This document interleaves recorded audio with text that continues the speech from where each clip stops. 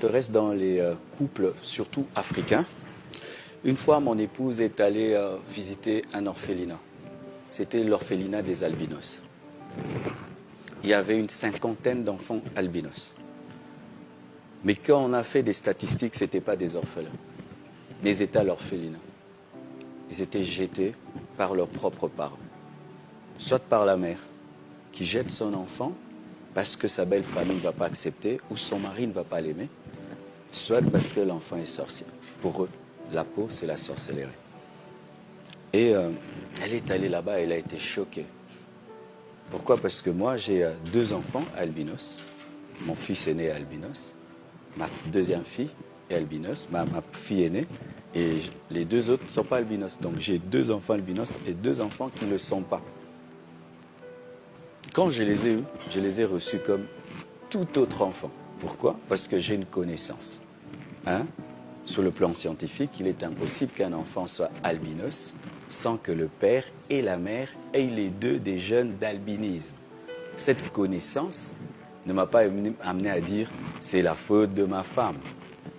C'est nous 2 et ce n'est pas une faute parce qu'un enfant est un enfant. Qu'est-ce que l'albinisme? C'est seulement avoir peu de mélanine, c'est tout, rien que ça. Et des parents en Afrique, à cause de cette forteresse, sont en train de détruire la vie de leurs femmes, de leurs enfants, les rejettent, les maltraitent et ne les aiment pas.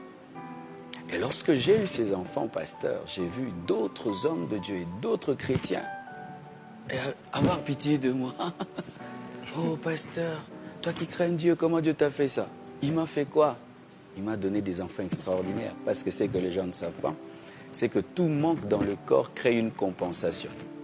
Les albinos ont une intelligence, je vous dis, un esprit déterminé comme pas possible.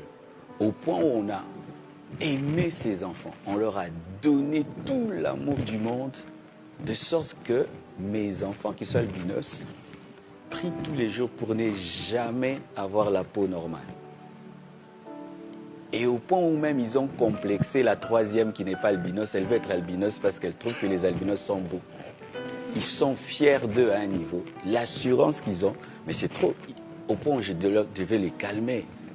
Wow. Alors l'amour qu'on leur a donné, la manière dont on les a regardés, les a amenés à comprendre. Moi je leur ai dit ceci, parce qu'ils ne peuvent pas s'exposer au soleil comme tous les enfants. Et je leur ai dit, Oracle, est-ce que tu vois les Ferrari partout? Non. Est-ce qu'il n'y a pas de Ferrari à Kinshasa? Oui. Mais pourquoi tu ne les vois pas partout? Mais parce que les routes ne sont pas bonnes.